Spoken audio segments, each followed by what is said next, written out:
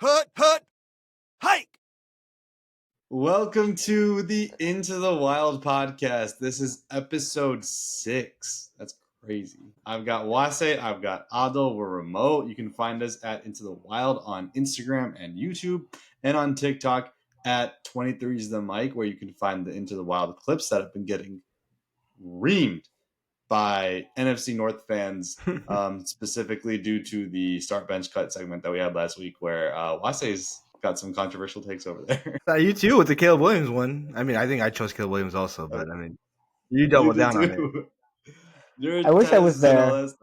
Yeah, I wish I was there with you guys. I would have been able to check you right there. At least it'd be like, wow, someone's there, the voice of reason. But I got to hear all that stuff in the background. I'm hearing this on TikTok for the first time. I don't even know that you guys are talking about this. Lions fans are not the voice of reason, buddy. I'm sorry to tell you that. Yeah, and look what the comments are telling you guys. It was a bunch of Lions fans. Lions fans? I think it was Lions fans. I think Packers because fans. There's a lot of Packers fans. Packers fans are also the yeah, except one is the fourth place team in the league that chose a bunch of fourth place players over, the better two teams. So I guess, there's something there. Maybe, sort of. No. I think outside of JJ, Caleb, and Tez, like for edge number 2, the backup or the cut. Or no, you said Loveland. Loveland was the hot take, but that's because I believe in Loveland. Yeah. So no, Caleb Williams was a hot take as well. So was Montez Sweat.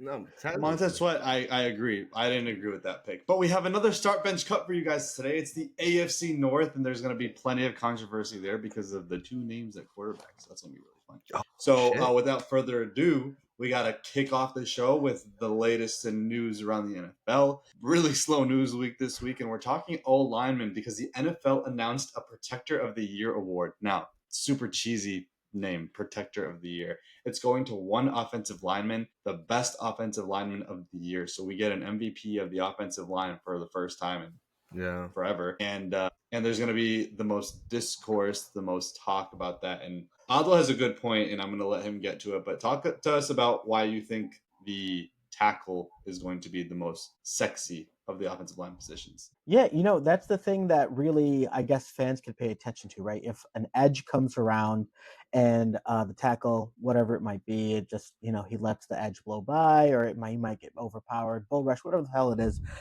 that'll show up on the screen. And so goes down. Rarely does a pass rush get home. And if it does get home, it's usually just pressure up the middle, something that causes the quarterback to step out of the pocket, roll out early, or try and finagle his way through, the defenders coming at him. So I don't think that the interior offensive linemen are going to be getting their due. I mean, as much as interior offensive linemen do with all the pulling and, the different zone blocking versus the schemes that are there for zone blocking versus man blocking there. A gap protection, all that sort of stuff. I feel like the O-linemen, the interior offensive linemen, are the ones that are doing the most work on a play-to-play basis. And you're not going to be seeing that because so long as that pocket is there in front of them and it's clean, it's just, okay, you're doing your job. Yeah. But in reality, it's just, okay, you know how hard that is, and you know how hard it is to pick up the linebackers, to call out the changes at the line. That's what the center is mostly doing, right? So if we were to go back 10 years, outside of Jason Kelce, I'm pretty sure that we'd see a bunch of Lane Johnsons and Trent Williams, right? And maybe even like a one odd left tackle or right tackle having a great year. They might get the nod over someone who's a brilliant interior offensive lineman like a Frank Ragnow, or, who's that guy from Indianapolis? Quentin Nelson. He would right? Probably win one, or I mean, Zach Martin definitely would have won a couple. He was that dominant as an interior lineman, but I feel like it gives you a good discourse between like all the different offensive linemen. I mean, I think you mentioned earlier before we had this conversation that why don't they just give it like the first team All-Pro guy? But I think it'll go between the first team All-Pro guys, and then you're going to start to see like different metrics being used to judge these offensive players or these offensive linemen. And so who knows? I mean, I'd be excited to see a guard win it. I just don't know that there's any dominant guard out there outside of like Lindstrom, but even him, like the average fan doesn't know who Lindstrom is, but I feel like the average fan knows who like Trent Williams is or Lane Johnson. And also, I mean, the tackle position is just like the sexy position. It's like the edge award, like like the Deacon Jones Award for sack leaders. Like, it's usually an edge winning that, unless like there's like a defensive tackle that's had a great season, like Aaron Donald or whoever. So it's probably going to be few and far in between. So I can see that being a problem, or not a problem, but like I can see that being like the trend. Well, Deacon Jones is different. There's a metric tied to it. But in terms of protector of the year, what are you going to use? There's two different things. Yeah. Tackle is supposed to do something entirely different than a Yeah. interior offensive lineman. I don't know. It just feels like I think it's going to be interior protecting guys the are getting quarterback. shafted. So snaps versus sacks given up. I think that's going to be protector the of the year. biggest metric, and then you're going to have a pressure win rate. But the fact that it's called protector of the year, you're protecting the quarterback. I thought it was a condom award before. Speaking of protecting the quarterback, Dude, sponsored by Durex would be crazy. That would be fucking awesome. Last week we talked about Brock Purdy, who was paid a king's ransom almost, right? We're talking about 50 plus million over the next 5 years, 3 years guaranteed. So it's probably more like a 3-year contract. And we're going to talk a little bit more and open this up to a forum on what makes a good quarterback and the importance of a quarterback. As we see, Patrick Mahomes is still the only quarterback that won a Super Bowl with a salary cap hit of over 8%. And so before we get to that, Brock Purdy, I wanted to do a would you rather for Brock Purdy, quarterbacks edition. I've got a list of names of quarterbacks, and I want to get your guys' take. Would you rather have that quarterback versus Brock Purdy? First one, starting out pretty simple. The Niners felt, again, 50 plus million versus drafting a quarterback versus trading for a quarterback, signing a quarterback. Let's start pretty easy. Brock Purdy or Bo Nix? Purdy. Right now, yeah, Purdy. Yeah, Purdy. All right, cool. Let's do Brock Purdy or Kyler Murray. Kyler. What? Kyler. Yeah, Kyler. That's easy. Kyler, really? Okay. Purdy's more accomplished, but I think I would go Purdy there. The dual threat Purdy. is the reason why I would go Kyler. Like, I wouldn't say that. McCaffrey. Think about it from the Niners' perspective. Like, you're either taking a quarterback or you're inputting Purdy. Kyler. Yeah, because you would have the run game. Yeah, I guess it's kind of. Brock Purdy or Sam Darnold? Purdy. Okay. Brock Purdy or Geno Smith? Ooh, that's actually tough. That's tougher than people would like to claim. Geno. The dual threat, like he keeps plays alive. He keeps plays alive. He's like, he basically has his eyes downfield and keeps things open, and he's making the right play more often than not. Like, I know that's weird to say that Geno Smith kind of evolved into like a really great, like, safe game manager, right? Like a very safe quarterback. And then, so I'm kind of describing Purdy as well, right? No, So Geno has a great arm. Geno has a great arm. Like, he's not even a game manager. No, a game manager in the sense that he can't turn the field. Like, you can't. I'm not relying on Geno to march me down the field if you're down a score. Like, either. Like, I'm not saying that like this guy's like a bro. The guy has a quote saying, "They wrote me off, but I didn't write back because because he played well in the Monday Night Football game at the beginning of the season." Great. The Jets I'm just saying, like he can. Geno is very, very, very talented. Over Purdy. I'm gonna say over Purdy. Yeah. Geno. Yeah. So Brock Purdy or Jordan Love? Jordan Love. I don't have to think that much. Purdy. The Purdy only reason he's more efficient. I think I'm going Purdy there too. Purdy I think Purdy's there. Jordan Love is streaky. So if you're taking Jordan Love at his best, he kind of wins that one easy to me. Yeah, but Purdy's more consistent. Yeah. Brock Purdy or Tua? Purdy. Brock Purdy or Bryce Young? Well, Purdy right now. Oh man, it's not that difficult right now. Young. But I'm just telling you, I was in love with Bryce Young coming out of college. More than I thought. I'm waiting for, you know what? The top guys. Brock Purdy or Drake May? Drake May. Yeah. What are you talking? Just based off of talent and like trajectory. Seen anything. Drake May's talent is so far head and shoulders above Purdy right now. Sure. And I'm not saying that like obviously Purdy's much more accomplished, but Drake May, like his ceiling right now, it just seems like it's on a Josh Yeah, but Allen, you can say that for like 5 guys. Herbert trajectory. Why didn't you say that for Jordan Love? Because he's actually ass. You just hate him. Just admit it. You hate him. No, I think Brock Purdy or CJ Stroud? CJ Stroud. CJ Stroud. I'm going to say that again for the mic. Brock Purdy or CJ Stroud? CJ Stroud. Stroud across the board. Brock Purdy or Stafford? Stafford. Brock Purdy or Herbert? Herbie. They're pretty easy ones. And then the last one we'll do just for the shits and giggles. Brock Purdy or Caleb Williams? I did not know that you were going in that direction. Really? But I thought he was really going to bring it up. Goff. I thought he was going to say Goff. Like, just to get under my skin. They're the Oh, I same have a different quarterback. one. They literally have the same contract. That's just the funny part. They're the same. Yeah. Okay, so Brock Purdy or Caleb? Caleb. Wait, if Caleb. I'm using the reasoning that Wasi did for every, like if we're just talking about, hey, not Ceiling. what they've accomplished, but like where the trajectory is. Yeah, of course, Caleb. That's a no-brainer. Okay, Brock Purdy or Jared Goff. That's funny. That's just a funny comparison because they're both very Purdy, he is more mobile than Goff is. Like Goff kind of Yeah. runs like a giraffe, and you get kind of like, oh no, what's gonna happen Goff there? has a better arm. debatable. They have very similar arms. I don't think Goff has like the velocity that Purdy has. Goff doesn't have a cannon, but he has like that long stride and that really high release that like can get the ball out. That's about it. That's Purdy. the difference. I think I'm going Purdy. I mean, they're and the so 2023 similar. NFC Championship game, who won? Purdy won. Well, that's not because Goff played bad. Purdy won because the Lions kind of like imploded. I mean, like at that point, like what are you gonna do? Reward the guy whose like skill players made the least mistakes? I think that's a wash there. Yeah, they're the To me, same that's a wash. freaking quarterback. Yeah, Same that's quarterback. a wash. Can All we right, call so it a last one, wash? just for- Yeah. we could do that. Last one, Brock Purdy or Baker Mayfield? Baker. Yeah, I think I'd go Baker. All I know right. you'd go. Wow, that's interesting. That kind of is a great segue into. He said that while making a answered mess on his last. table. I answered last while the two of you said Baker, so we're good.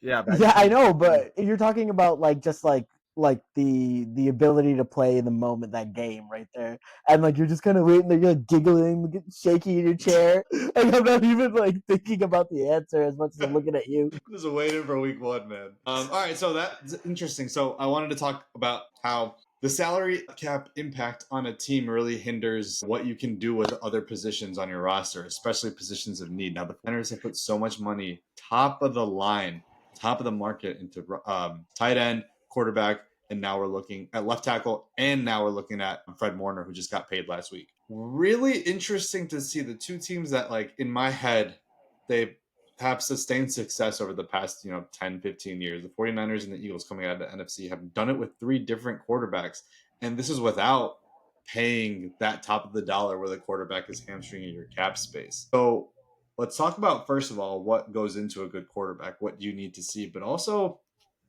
so many teams overpay for their quarterback, man. Yeah. So we see it all the time. Why do you guys think this happens? And do you think that trend is going to go away now that you see guys like Tua, who's making a ton of money, Brock Purdy, the Jared Goffs of the world, the Jordan Loves, where you don't see that sustained success, at least with like the top of the market? If you're paying like, a ton of money for a quarterback, that quarterback should be elevating your team. That quarterback shouldn't just be along for the ride. Yeah. So let's talk about that a little bit. I think after Jalen Hurts won this title, I think we're gonna start seeing a lot of teams build this let's build the best team around like a guy who is consistent and dependable and isn't bad, like Jalen Hurts. Like Jalen Hurts obviously has he's not the best quarterback in the world, but he has these skill sets that allow them to function, have their offense function the way that they want it to, obviously with the tush push and what have you, and being able to hit a slant consistently.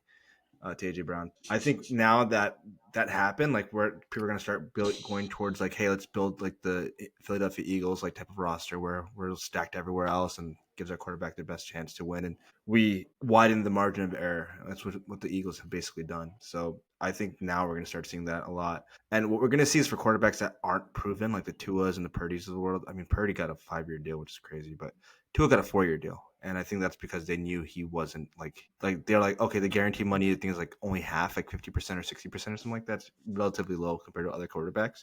And the term of the contract is fairly low too for Tua. So that will, I think teams will pay quarterbacks, but they're not going to give them longer deals like they used to do.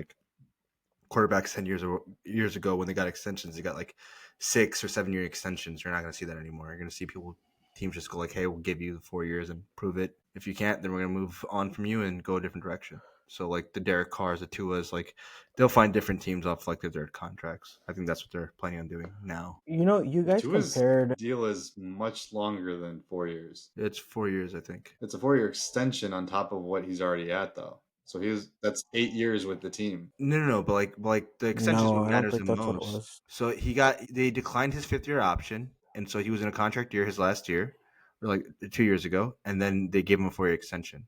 So he's been with the team Yeah, for 8 That's what I'm years. that's what saying. it was. But that's not like, hey, you're a quarterback for 4 years. You either win or you're out. That's 4 years, and see what you've proven in 4 years. Then we'll give you 4 more Yeah. years on top of that. So it's But 8 let's years. look at Like the he signed guaranteed through money. The guaranteed 28. money is like the But what has he done? What has he done to accrue 8 years as a starting quarterback for a team the that year he was got once ascending? the year he got paid, he threw for like 4,700 yards and basically was Yeah, he was led the league Yeah. for 1 year. He did. Yeah, but that was his contract year, and that's when he performed. So you had to pay him. That's just what it comes down to. Sometimes you just perform your contract year and you get the bag, and that's what happened to him. And then that's why they gave him that's why it was such a problem for them, because they only gave him 2 years guaranteed. I think 2.5 years guaranteed. Usually most quarterbacks are getting like 3.5 years, like what Purdy got.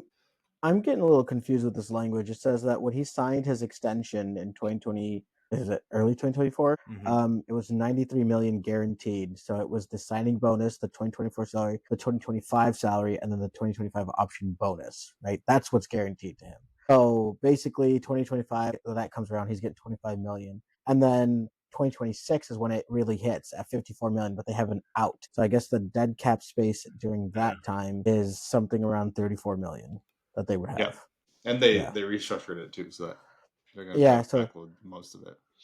That is, but there's Jalen Hurts is best case scenario. You sign your guy to a crazy extension off of a year that he played very well, because he played very well in 2022. Yeah. He was an MVP candidate in 2022. We've seen now so many times where you pay that money to a quarterback and then the guy just fails to produce. That's why teams are much safer paying the Baker Mayfield 3 years, $100 million contract, because once you see a guy perform in a year, and Baker's probably already lived up to that contract because he performed 2 years, but it's a much lower risk and you're able to build that team. And obviously we saw the years of Brady, taking those pay cuts. But in terms of top of the line, we're seeing guys like Jordan Love getting paid and not performing at a top 10 level, maybe if you want to call him the 10th best quarterback, or all that stuff. How do you think this affects the future CBA, and then how it goes forward in terms of how teams evaluate quarterbacks? I actually don't think that there's a problem with the CBA as it currently stands, in this situation, right?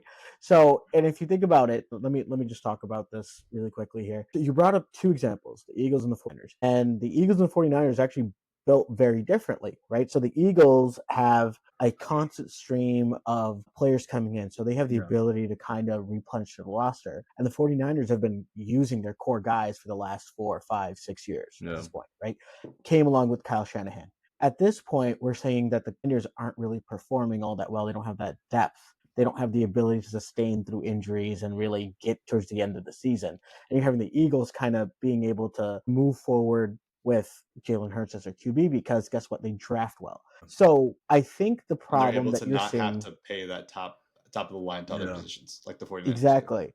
So I think the mindset that NFL organizations have is that when you find a guy that's serviceable and that they're in the range of 15, top 15 quarterback to top 7 quarterback, and if they can be within that range at any point, because I don't think people think that Tua is elite, or that Purdy's elite. Who else? Purdy's elite, or Jared Goff is elite. But if you're within 15 to 7, that's good for them. That's serviceable, because they can go out, they can get veteran minimums, they can fill the team with young talent, and then basically move onward and kind of be able to put up a serviceable team every year, year in, year out.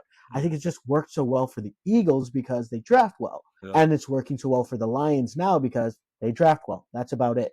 But you're not going to see, I think what you're going to see is that the elite QBs are going to suffer more, because they're going to have these very large contracts. And I mean, they deserve it, but then you're expected to consistently elevate the team. The QB is going to have to answer for the defensive mistake. The QB is going to have to answer for drops. The QBs are going to have to answer for misprotection. Why didn't that elite QB call that?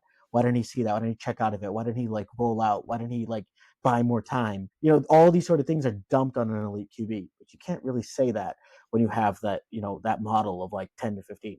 I know Brock Purdy, Jared Goff, Tua has signed these big contracts. Jalen Hurts has signed these big contracts at the time. But then think about it, 3 years down the line, it's very doable. It's a very easy contract to deal with because their cap space has been ballooning over the last couple of years. People are not worried about the cap like taking a step back. We know that the NFL is king. It's been growing. We'll have the money to deal with the roster. And then they're just giving themselves out. Let's backload it, let's front load it, let's add voided years, whatever it might be. They're playing with the cap like it's just made up, like doesn't really have any rules. So I just think that teams with competent front offices who can draft well are the teams that will be succeeding in the future or for the near future. That's normal too. I mean, I think at the end of the day, like the quarterback position is obviously the most important position in football. And no matter how good or bad a quarterback is, having stability at the quarterback position is like a business decision. Like you want your fans to feel like you have some sort of stability at the position. No one wants to rebuild. No one wants to see you develop a quarterback. I think a lot of times that's why people like teams are pressed to sign this quarterback because like, well, what the hell do we do? Like, are we going to rely on a rookie? The draft is hit or miss on quarterbacks. So that's also a big reason as to why folks will just sign their quarterback and be like, let's kick it down the road and see what we can do later on. What you just said is exactly what the Dolphins thought. Yeah. Oh, for sure. When I saw that Tua contract, I was like, what? Like, even though Tua led the league that year, I was like you were seeing those videos out of camp of like Tyreek Hill slowing down to catch the ball, and then you were just like, oh, I don't know what that one.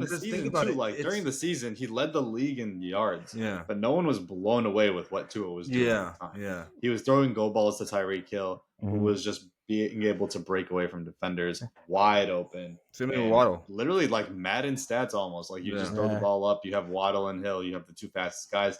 And the Dolphins offense was humming that season. But look what happened to them last year. Look what's happening to them. Is anyone seeing them as a legitimate threat at all? Yeah. Not really. Yeah.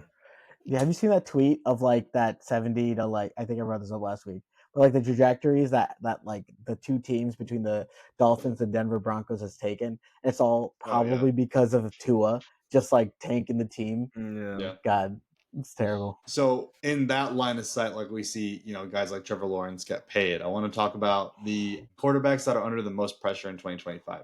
Now, there's different ways that you can define pressure. There could be, pressure of losing their starting job, pressure of, getting just killed by the media and criticized and scrutinized, and then pressure of not living up to their whatever ranked expectation that is. So if you guys could be so kind as to bring up who you think is under the most pressure going into the 2025 season. Number one, or like just like going on like how many people do you want me to give? I can give like at least 3 or 4 names. We'll just go back and forth. Okay, cool. I'll start. I mean, Lamar Jackson. I think he's the most. Okay. Yeah, I mean, like not because he's not a good a good quarterback. He's a great quarterback. We all know this, but the fact that they put out great teams year over year and still lose is probably why. Like that's like the indictment on Lamar that he can't win. Like he can't get over the hump.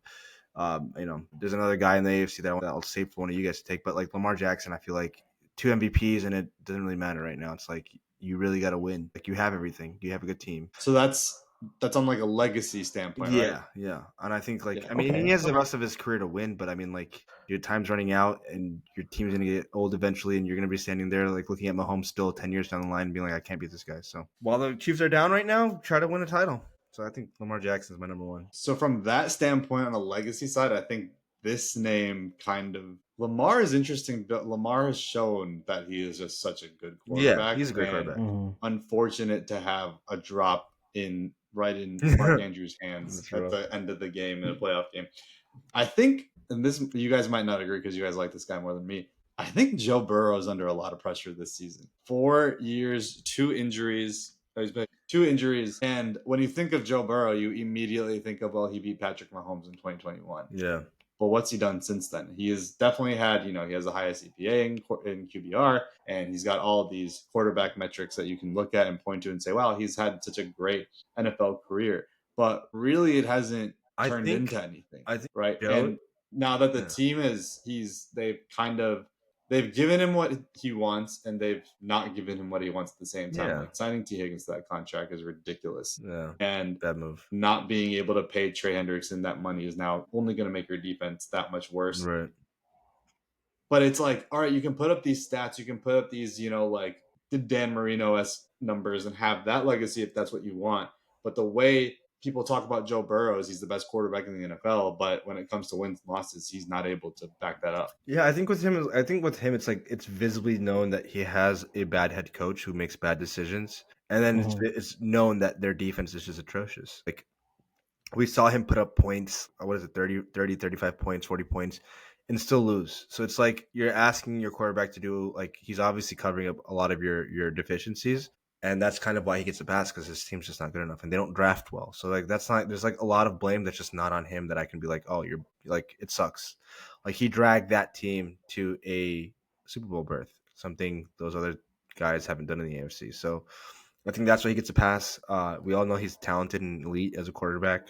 He's like the closest thing to me, like that Tom Brady is as a quarterback, but that's why he gets a pass. And plus, he's cool. Yeah, And Joe Shiesty is a cool nickname and all that Joe stuff. Shiesty. Yeah, so Yeah, I know. I hate Zach Taylor. I think yeah, the fact that awful. he's had a job for so long is all because of Joe Burrow. Yeah. Joe Burrow Oh, has saved this 1000%. man's job. Yeah. I don't know why he has a job. The Bengals are a terrible organization too. That's the Yeah. other thing. Organizational incompetence, bad coaching. Like I'm Bad not drafting. Their guy. drafts are atrocious, man. Oh my god, sucks. Yeah. It sucks for him. I mean, I'm just get paid, buddy. I mean, it looks like you're gonna be in purgatory. I mean, they're already messing up Shamar Stewart's contract, right? Like they've got beef with their first round pick. I feel like that's a Shamar Stewart thing too, because it's just Yeah, there's that stuff coming out of college. There's that stuff coming out of college about his attitude or whatnot, but still, like, I think I was like reading something about like it's about contract language. The Bengals switched up immediately about like certain language, and the first person to deal with that is going to be Shamar Stewart.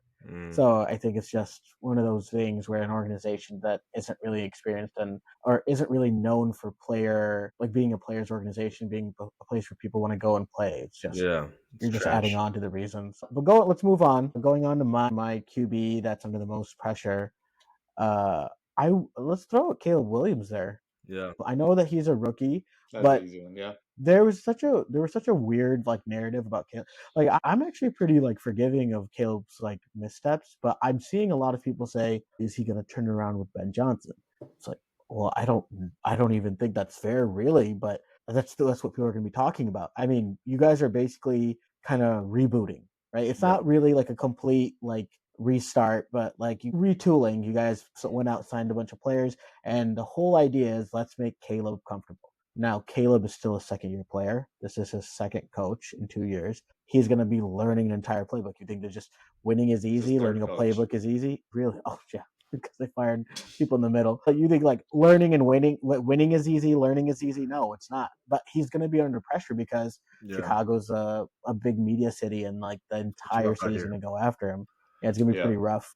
Yeah, I mean, I think just like what we were sold on Caleb, coming out of college, not we, but like him being like the generational prospect billing, and then him being like, we saw the civil war on Bears Twitter with fans amongst like keeping Justin Fields and building around him, and having a boatload of picks, and there's a lot of controversial decisions that went on with it, and then obviously with what came out with like Seth Wickersham's article or book that he talked about, like that hit piece about Caleb not wanting to come here, giving truth to the pre-draft rumors. I think that's probably why that's going to mount on him, because like there's a lot of fans that already want to turn on him, and if he doesn't produce right away, you're probably going to be like, oh, like he's not the guy or what have you. But it's going to be tough because like he's never played under center in his life, and now he's going to be asked to do that, and it's going to be growing pains, and fans are impatient because we've been losing for a long time. We want to see winning in the city now, and probably won't happen next year, so buckle up. Yeah, I think that there's going to be a lot of pressure on him, though, just because of all the narratives that are also being thrown around. And, like the CHGO's guys were making a big deal about his first practice with Ben Johnson, and things didn't look that great.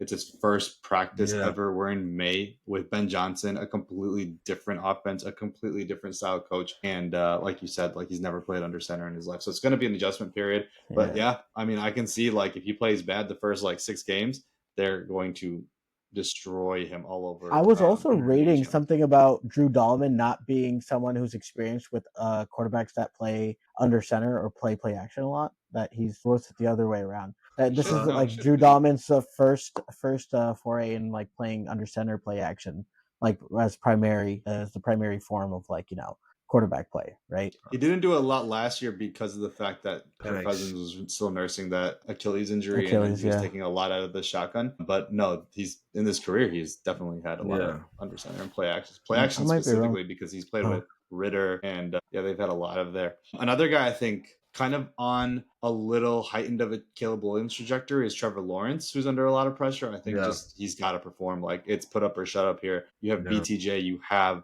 Travis Hunter now, who's going to play primarily receiver. It's going to be a huge year for these college superstars that, college football darlings, let's say, to perform in the NFL. And then the last one I wanted to bring up is, unless you guys have another one. Well, I do have another one, but I wanted to talk about T-Law real quick.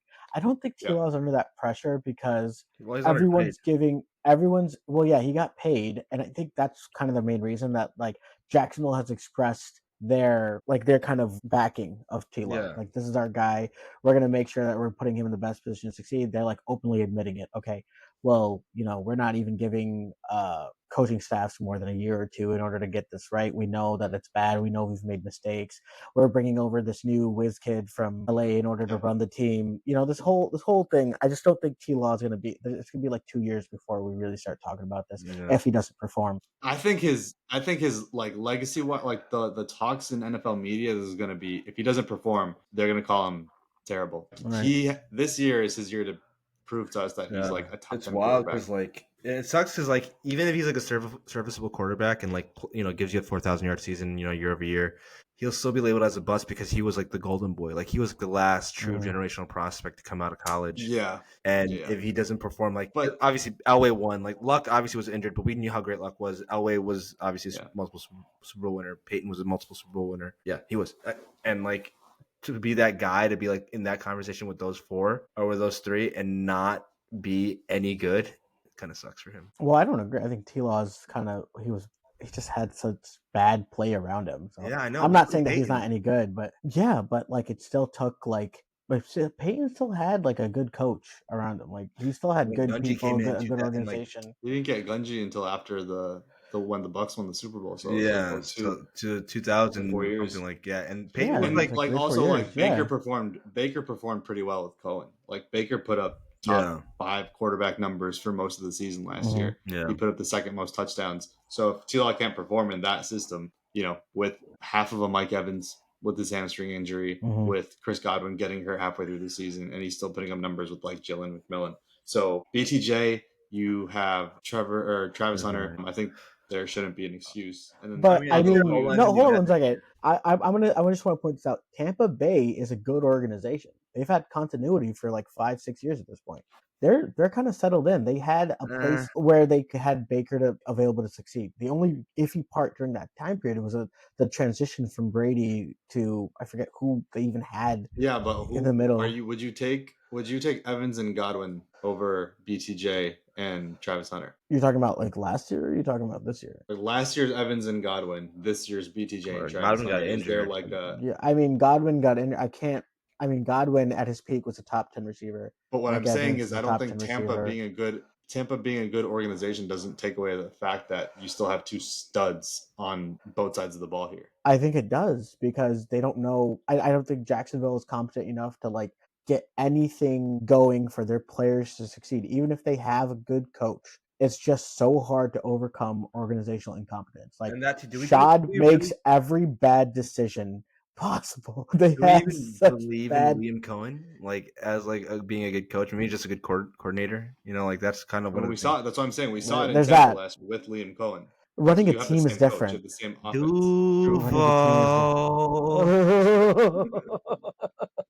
hate you. All right. Well, we'll table this for another day. I'm gonna hit you guys with another one because it's fun to talk about Anthony Richardson. That guy is such a wild card. He is so fun to watch. But he's absolutely trash. I've never enjoyed watching him. He's so not in terms of QB play. Was it because week 1 of last year, or was it week 1 of the year before, that one back foot just bombed downfield against the Texans? The one I think this last year where he slipped. Last year, right? He got up and then off his back foot, he just threw that bomb like a laser. Crazy. And honestly speaking, I'm not saying that he's a good quarterback to watch him play. I'm talking about the physical attributes, the absolute athleticism. Yeah. The flashes are great to see. And you think, oh my God, this guy's Cam reincarnate. And then you think about every other crap throw that he has. God damn, what's going on? The guy's a 4th overall pick. That's crazy. Yeah. Absolutely unbelievable. And I think they honestly might move on from him if he's not good. Maybe not next year, but the year after. Like they may play out his rookie contract and then realize like, hey, we Oh need no, I Herbert. think they're done. No, Give they're him done. maybe This 8 year? games this season, No and it's going to be the way. Daniel Jones show. They brought Dude, in he's only competition. 21. Seeing him live last year, he was garbage. The Yeah. Bears had no reason to be even in that game, and he was single-handedly bringing them back in by throwing to our defenders. He just doesn't have the IQ and the instinct. He's got the athleticism for sure. He can make the shot put bomb throws, but other than that, he doesn't have anything. How old is he? He's probably just turned 24, 22. 25. Oh, 23. He just turned 23 years old. He just turned 23 years old. He's Caleb's age. You're telling me this guy doesn't deserve more opportunities than just a year and a half worth of play? He was. I mean, if you were 23 years old and lining up for the Colts, and like you obviously aren't a good quarterback, so you just know he's obviously not a good quarterback. Like that's just what it is.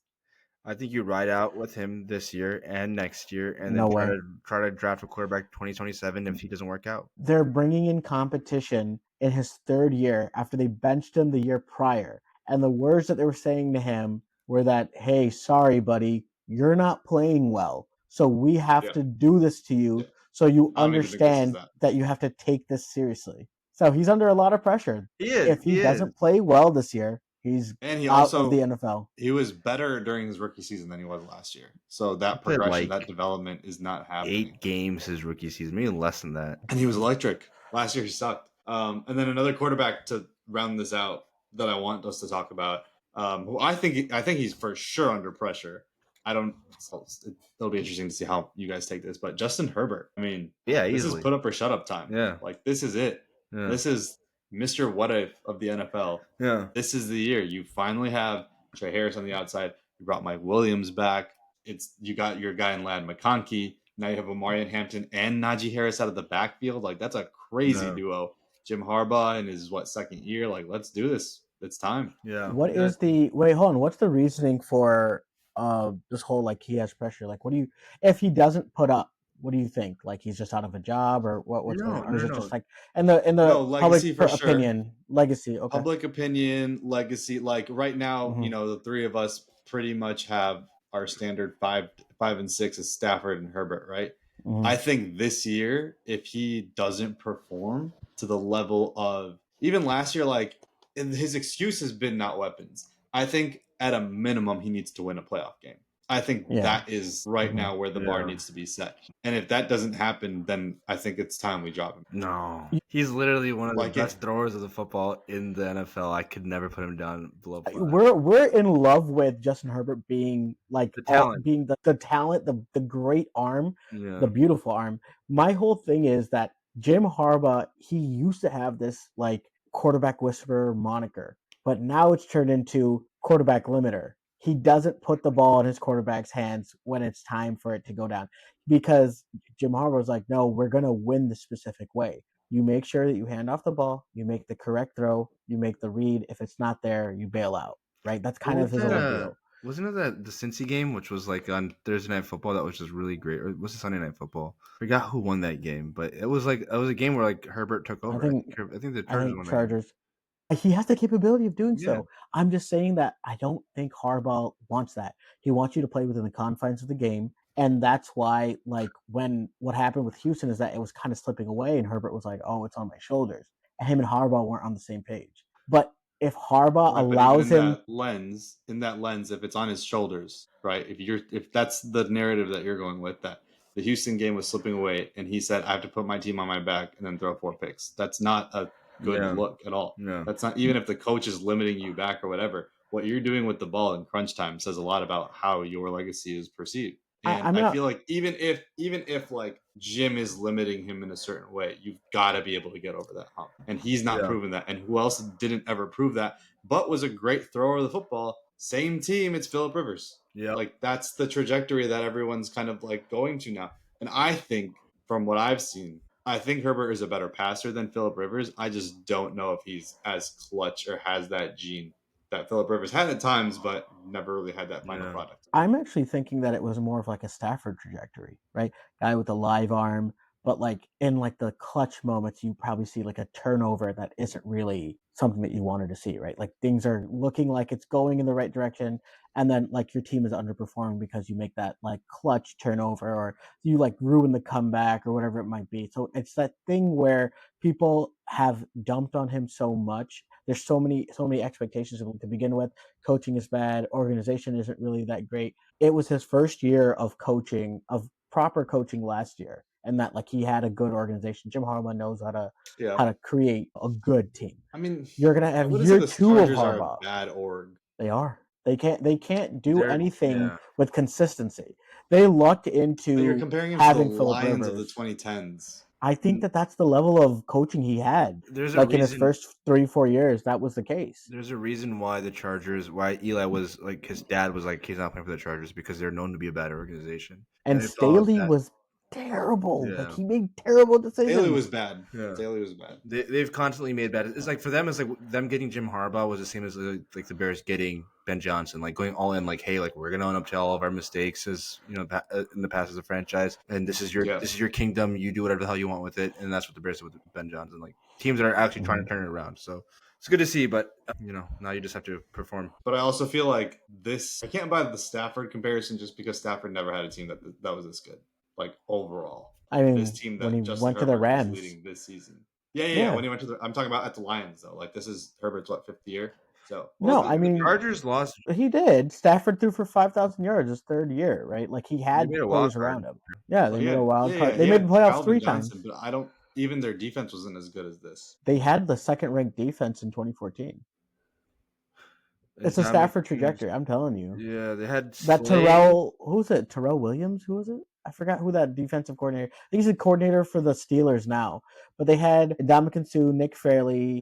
Yeah, Ziggy Ansah, and then Darius Slay, and then what's his face? The guy who was the safety for the Seahawks. The guy's he's wild. No. Quandre Diggs. That's what it was. Diggs, Like they had a pretty nasty like. Yeah. And DeAndre Levy was having a Pro Bowl year. They had a nasty defense, but like it was all those years of Stafford like putting it on himself. He didn't really have the great coaching, but anyways, we're digressing. Yeah. So I think that just about rounds about every single QB that's under any type of pressure this season. So we're gonna do another segment. We love this segment. We're gonna do start, bench, cut. It's the AFC North rapid fire. I'm gonna give you 3 players, and you tell me start, bench, cut. At quarterback, there's not really a third player here. You can do Shador, Joe Flacco, Kenny Pickett. Let's assume Aaron Rodgers. Or Aaron Rodgers. Let's assume Aaron Rodgers. All right, just for the narrative, right? Let's call it Aaron Rodgers. Start, bench, cut, Lamar Jackson, Joe Burrow, Aaron Rodgers. This is the hardest start, bench, cut. I mean, the cut is easy. Aaron Rodgers, I'm cutting. The starter, god damn, I don't even know. Because I love Joe Burrow. I think he's like a top 2 quarterback in the league. He's not 1, but he's 2 for me. Lamar Jackson just had one of the best seasons I've ever seen from a quarterback ever this past season. Fuck. All right. I'll give you my answers. Yeah, I'll start Burrow, bench Lamar, cut Rodgers, right? And it's a pretty tough one because it's the toughest start, bench, cut we'll ever have this season or this year. Yeah. But yeah, I think Burrow. I've always said that, like as far as this podcast is concerned, I've always said Burrow is my number 1 quarterback, so I'm going to stick with. I'm going to start Lamar, bench Burrow, cut Rodgers. I think what Lamar has just shown us in development over the last 3 years. Last year was probably his best year, and he didn't win MVP. And I think he's only getting better. The addition of Derrick Henry is such a game changer because he can do it again. He can go back to using his legs and manipulating a defense. But his passing has gotten so much better, and we still haven't seen him with a top tier receiver. Yeah. Like once that guy comes in, eventually it'll get there. Some point down the line, he's going to have a premier solidified number 1. Once he gets that, it's only going to be, If we were to talk about a coach's hot seat, I would say John Harbaugh's on there because he's a Super Bowl champion. I don't know about that, bro. They had to have Flacco get very hot, have an uncharacteristically elite postseason in order to win. Yeah, I'm just saying he's riding. Listen, he has good teams out there, but the offense there's something to be left desired. It's just way too run focused. All right, Wesley, let's hear yours. Just make the decision. It's All right, so hard. go. Ready, go. Lamar Jackson. I'm gonna start Lamar Jackson. There you go. I'm gonna bench Joe Burrow. Damn, dude. God, that's hard because I love Joe Burrow. I love him so much. But Lamar Jackson last year and like, Do we all have him 1 and 2? Like, no, I have like Mahomes either over. or. No, Mahomes. So I'm. Burrow's my Right, 1. right. I think Burrow's my 1, and then Jackson's my 2. So this is tough. Yeah. This is tough for me. Running back is really easy. Derrick Henry, Caleb Johnson, and Chase Brown. Yeah. I mean, do we have to do it? Start We could Derrick put Quinshon Henry. Judkins. Stop. No, Okay. yeah, you put Caleb Johnson over Quinshon Judkins. Yeah, we'll put Judkins in there and take Chase Brown Sure. out there. I would still bench Chase Brown. So Derrick Henry, Quinshon Judkins, Caleb Johnson. Solid. Okay, I like that one better. I'll start Derrick Henry. I'll bench Chase Brown, and then Actually, no. That's what I'll do. Start, bench, cut. It's going to be Chase Brown, Caleb Johnson, Quinshon Judkins. Obviously, Henry's going to get that spot. Okay, cool. Yeah. Okay. I'm going to go. Oh. Dude, Chase Brown has done Start his Chase job. Brown. He did really well last year. I enjoyed it. He Start took over Caleb for Zach Johnson. Moss. Really? I'm going to start Caleb Johnson. Yeah, I'm going to start Caleb Johnson, bench Chase Brown, and cut Quinshon. You're gonna cut Quinshon over Chase Brown? God, bless your soul. Chase Brown is solid. Bless your soul. Yeah, I'm gonna start Quinshon, bench Caleb, cut Chase Brown. Easy. Very easy. Easy. Yeah. Chase Brown kind of was helping the Bengals stay alive. Nah, that's okay. I don't think he's better than either of those guys. Okay. All right, next up. Did you give yours? I thought that was pretty obvious. I'm going to start Chase Brown. I'm going to bench Caleb Johnson. I was going to cut Quinshon Judkins. All right. Wow, I damn, like I've that. sleeping on Quinshon a lot. All right, wide receiver again. Same thing. We have an elite player here, and we have a bunch of guys after that. So obviously, Jamar Chase is going to be excluded from this. Metcalf, new Steeler, Jerry Jeudy, and T. Higgins. Start, bench, cut. Oh, damn, this is tough. This is pretty tough. I'm gonna cut Jerry Jeudy. I'm gonna start DK and T are the same type of receivers, low key. DK's just more No, athletic. they're not. They're both big body X receivers. None of them are That's where it stops. none of them are great route. Yeah, exactly. None of them are great route runners. They completely play the game differently. Yeah, but I mean, saying like there's not one that offers me a great speed threat versus one that offers me just like DK is not a great speed threat. He's a fast guy, but he's not like a great speed threat. He's not. He's a great speed threat for sure. Oh, I'm That's bringing like up some the stats. best part of his game. Yeah. I think I would start T. Higgins, bench DK, and cut Jeudy. It's I think I would do the same. Start T and then bench DK, but maybe Jerry Jeudy deserves some more love from us. It's easier when there's Jamar Chase because then you know like you have the guy and then like you can obviously it's easier with Jamar Chase, but yeah. Yeah. No, I think I think we all agree there. Yeah. Start T. Higgins, bench Okay. DK, cut Jerry Jeudy. Damn. All right. Which is funny. This I one- like Jerry Jeudy, so Damn. he's just I in do. a bad I do. situation. No, I think he's completely underperformed his entire career. And Yeah. then last year he finally came alive a little bit. At tight end, this is going to be interesting. Mark Andrews, Pat Fryermuth, Mike Gesicki. Why is it And David interesting? Njoku. We don't know it. Njoku, Are yeah. you starting Mark Andrews today in big old 2025? Yeah. I mean, what else All is? right, man. And there's a big fall off. Like Firemuth does his job, but he's never Yeah. really elevated like in Yeah, the the receiving offense, game, yeah. right? Yeah. So Andrews, you're gonna Yeah, I start him. guess. You're gonna cut Firemuth, and then you're gonna. Oh, I'm sorry, you're gonna bench Firemuth. No, Oh, I'm you gonna know cut- what? Yeah, Yeah, bench. I would Yeah, bench Freiermuth. Njoku, and then Yeah. cut Firemuth. Yeah, Yeah, exactly. that's what I would do. That's exactly what I do too. Maybe. Offensive lines, Ravens, Steelers, Browns. That's pretty easy, cut and dry. Well, the Ravens don't have a great offensive line. They have a good one, but I'm going to start because I believe in who the Steelers drafted, even though like a lot of them were injured The last year. Steelers have a terrible offensive line. They're going to have a good one this year. They just had a lot of They injuries. have guys, they just have not. I don't know about all that. Roderick Jones, I thought was going to be so good when he started. No. But like drafting And he's been so Fatanu, bad. what's his name? Mason McCormick for the right guard position, and then Zach Frazier for their center, and then You're gonna trust a bunch of guys who like Dude, they look aren't so ready. good. No, they look so good when they played before injury because their whole line got injured. No, they didn't. They did. I promise you. They did get injured. They did got get injured, but Most of the Yeah, but they didn't look that great. they did They look were great. like middle of the pack. No, I don't know, Wase. I don't know. I don't know about all that. I'm gonna I go think Steelers I number would- 1, Ravens number 2, and I'm cutting the Bengals and the Browns. Oh wait, the Browns. Oh wait, Browns. The Browns are Browns. old. But they're like, I'm Yeah, but starting they the still- Ravens, they're benching still the most Steelers, consistent.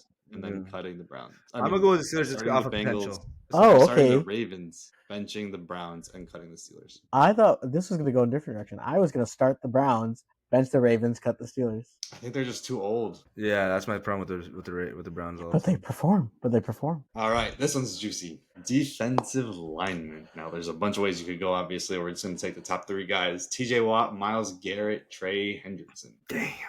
This is easy Myles too. Garrett's number 1. Yeah, Myles Garrett, you start. Bench TJ. Bench TJ, you cut Okay, then we're all Hendrickson. in line. Start Myles Garrett, bench T.J. Watt, cut Trey Hendrickson. Corner: Marlon Humphrey, Denzel Ward, and Joey Porter Jr. is the best out of the rest of them. I wouldn't trust my cornerback rankings. I'll openly say this. I wouldn't trust my cornerback rankings on this. And I think I'm just going to go off big names, right? So I think you're going to start Humphrey, Denzel. Wow. bench Denzel, and then cut Joey Porter. Joey Porter. I think I would start Denzel. Same. Low-key, I kind of want to bench Joey Porter and cut Marlon, because Marlon's been on a downward trajectory the past couple of years. Last year, Joey he was Porter's never been on an but upward he's trajectory. lost. He's his second year. Yeah, but he's never Never been on an been upward trajectory. He's the number 32 pick. Like, Cornerback's a hard Fun fact, position. Joey Position. Porter It is is. the pick that the Bears traded for. yeah. I know. Don't remind me. That's your problem. And then the last one, this is going to be also interesting. I've been saying that first, and I wanted to hype this up, and then we just do what's obvious. Safety: Kyle Hamilton, Minkah Fitzpatrick, and Grant Delpit. I don't think this is that hard. Well, were Minkah you is a starting? free safety. Hamilton is a strong safety. We did this last week. Yeah, we did this last week. It's just the safety position. Who are you starting? Minkah and benching Hamilton because I want the center See, fielder. I think Hamilton's the best safety. yeah, in the league. I- would He's start great. Kyle Hamilton. He's great. Yeah, but Minkah's Yeah. center fielder versus Hamilton being like the nickel. But Hamilton can cover everything short, can even rush the passer, can even make great plays in He's the run literally game. like a Swiss Yeah. Army knife. Yeah, Hamilton. Hamilton, I'd start bench, Hamilton, bench and Minka. cut Who was the other guy? Delpit. I'd go Minkah. Delpit, yeah. Minkah was solid when he came out. Minkah was solid. Minka's great. Minka's one You're of the working best off safety prospects nostalgia I've then. seen. Yeah. No, I just think I like his skill set better. He's like more athletic and just a good ball hawk. All right. Next segment. We'll also rapid fire. We're coming up in an hour. We've talked a lot about this actually before. This is the Mount Rushmore of Super Bowls. And obviously, we've all watched football since around 2000, 2001. So it's going to be since then. Oh, I haven't do you even wanna thought about start? it. Hold on one second. You I guys already know. run it, and I'm gonna write mine down. 1 hour later. All right, our last segment of today's show. It's our Mount Rushmore of Super Bowls since the year 2000. So we're going to kick this off by going with Wase, and then again, snake draft, talk about your pick. and Yeah. we'll keep it going. My favorite one, the most memorable one that I can think of is the 07 Super Bowl between the Giants and the Patriots. That is the greatest Super Bowl Number I've ever one pick? My number 1 pick, yes. That was the greatest upset I've ever seen in my life. Yeah. 17-0, What are you talking about? Yeah, New England 17-0. Patriots versus the 9-7 Giants who came in with They had already lost to the Patriots the earlier that year too, and Yeah. then like they faced them off in the Super Bowl, and it was like vengeance. They come back in the Yeah. fourth quarter and they take the lead. Okay. it was a great. The It's number the one greatest. pick. A lot It of wasn't a great drama. game. Bro, It it's wasn't the a great greatest game. Yes, it was. It's It a game was. of It was not a narrative. great The moments were game. really It was a- high. I mean, just because it was low It's scoring doesn't mean it was a literally bad game. it's the helmet catch. And You're the helmet catch, the Plexico Burris, like what was it? Corner route. Yeah. So the slugger route, yeah. Such a great Super normal Bowl. slugger route.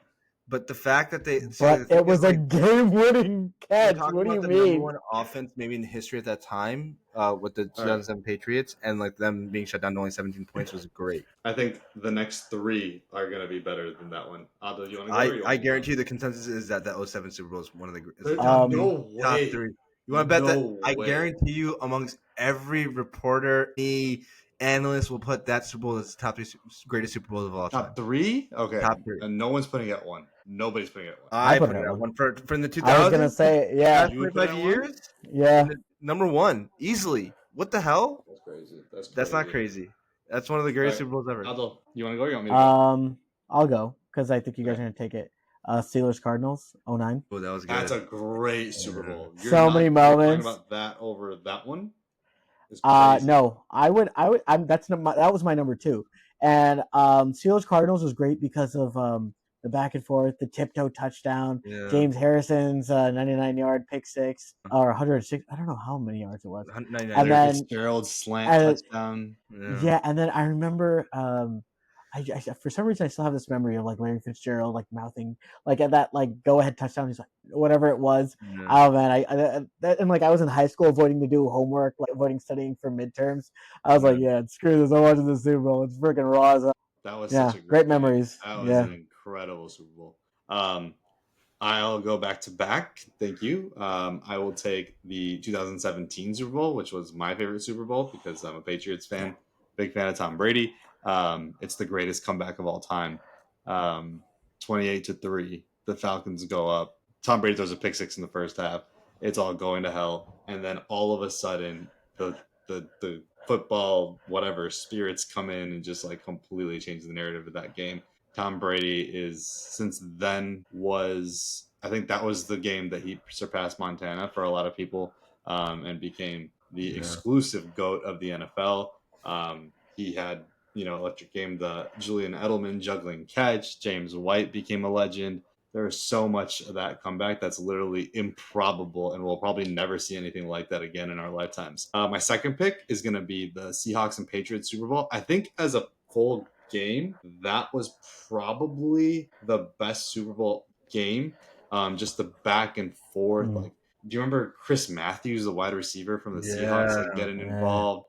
Like, just random Marshawn Lynch was running all over the place, and then the fourth quarter, down 24-14. The Patriots made an incredible comeback. At that point, that was my big push for Brady being the GOAT. Was like he threw for over 200 yards in that Super Bowl. He had 2 touchdowns in the fourth quarter.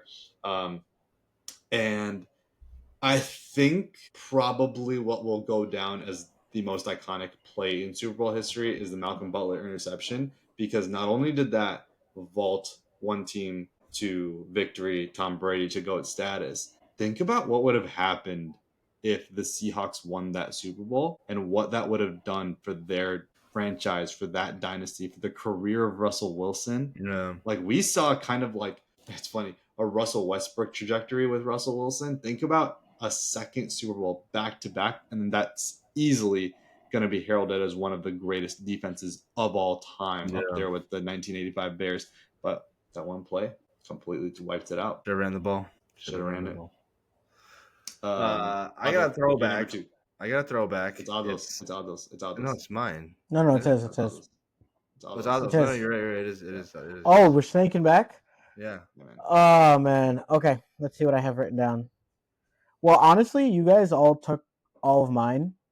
And so I'm going to go with a nostalgia pick here. I remember that it was Eid 2004,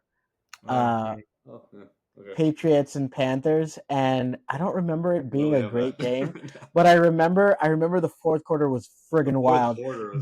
Jake Delhomme like is popping off. They're going back and forth, just trading touchdowns, and Vinatieri's kick to win it. Was. I remember I was at DTW watching the game like in the terminal. Like, we just landed. I'm like watching it. Did they win? And it's like, yeah, like that kick goes up. I'm like, oh my god, unbelievable. Yeah. So I was 10 years old, by the way. That was ridiculous. Yeah, we're way too young. All right, my turn now, right? Yeah, you get 2. Oh, I get 2. Shit. Okay. Wow. Okay. I'm gonna throw it real back. The start of the century, the Super Bowl of the Greatest Show on Turf, Rams versus the Tennessee Titans. Mm-hmm. And not that it was an amazing game or anything like that. Is Kevin Dyson being 1 yard too short to tying the game for a touchdown, or with the touchdown. That was just memorable for me, just seeing that. Like, I wanted to see the Titans win just because.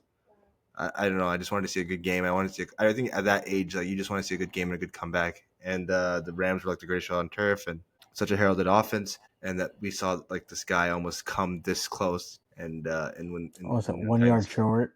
Yeah, right. Like he started reaching for it, and it just yeah. That was a great memory. The next one would be the 2018 Super Bowl. I think I just like watching Tom Brady lose. So that was one of the Eagles Patriots. Yeah, Eagles Patriots. Okay. The first victory. Okay. Yeah. Nick Foles. The Philly special. Foles. Yeah, Big Dick Nick. Becoming like a legend in that moment, and so that was one of my favorite Super Bowls to watch. Also, I got dogpiled after all these guys by all these guys after the game. Yeah. Oh yeah, I remember that. So is it my turn now? Yeah. Yeah, it's your turn. Let's go with the blackout game at Candlestick. Chiefs Ravens. That was pretty fun. And it was kind of a tale of like not two halves. 49ers. I'm was a sorry, tale of sorry, two not Chiefs Ravens. I'm sorry. 49ers Ravens. Sorry, that's what I'm talking. I'm not talking about Chiefs. Was it Ravens. at Candlestick? It was at Candlestick, wasn't it? Wasn't it in New Orleans? No, what am I thinking of? Where did the blackout happen? Was it That not New was- Orleans? That was Cap versus Flacco. Yeah. 2013, I believe. Yeah, it was New Orleans. That was New Orleans. Oh, it was okay. I'm sorry. I thought it was Candlestick. So the blackout happening, and it kind of turns the game, and then you see like the Ravens kind of like just pop off, and they secure the comeback. Harbaugh wins, and it's like, okay, now what? That was like two brothers. It had the two storylines, but then like afterwards, okay, Harbaugh is what's the next step for the 49ers? Are they going to be back? Right? Didn't Yeah, the that was Ravens weren't they winning the entire game? No, I think it was like tied or something like that. I'm forgetting how it went, but I know that they're prolonged up blackout. 21-6 at half, and then the blackout happened, and then the 49ers scored 17 in the third quarter. Okay, so then I guess it was really? exactly right. But it was like what I remember is that it was a back and forth game. It was super entertaining with Jacoby Jones being the they had the was it kick return or a punt return? Yeah, it was a kick return. Yeah, it was 106 yards. It was or something it was like the second half kickoff, right? I think. Yeah. I thought that was a pretty fun Super Bowl in my mind. You got two. Number 3. Damn, I would like that Philly and the Patriots won. So I liked the Chiefs against the 49ers number 2. And the first one was cool because they had fourth quarter comebacks. But the games themselves, like I remember feeling like they're just playing, and I'm not even like it doesn't feel like this is a Super Bowl. Yeah. So that's why I don't want to pick those. I guess like the start of the dynasty, like Rams Patriots. My dad went to that game. That was what got me into the NFL. Yeah. And Adam Vinatieri kicks that game-winning field goal for Tom Brady to secure the Super Bowl victory over the greatest show on turf in his first year as a starter. I'm taking over for Drew Bledsoe, so that was pretty cool because I mean, looking back on it now, that is the catalyst for everything that's happened in the NFL for the past like 20 years, right? And then another one. Your laundry's done, Watson. You want to go check on it?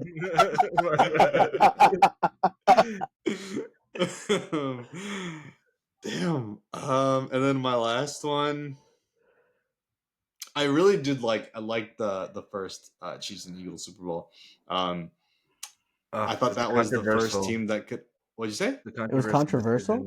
Was it? Yeah, the controversial ending. Yeah, it ended on the Bradbury holding call. But the way that game went in the back and forth, it kind of did feel like this was the first team that can finally step up to like Patrick Mahomes and the Chiefs. Now I know that they got blown out by the Buccaneers the year before, but that was just poor offensive line play and literally like Tom Brady putting his magic on a game.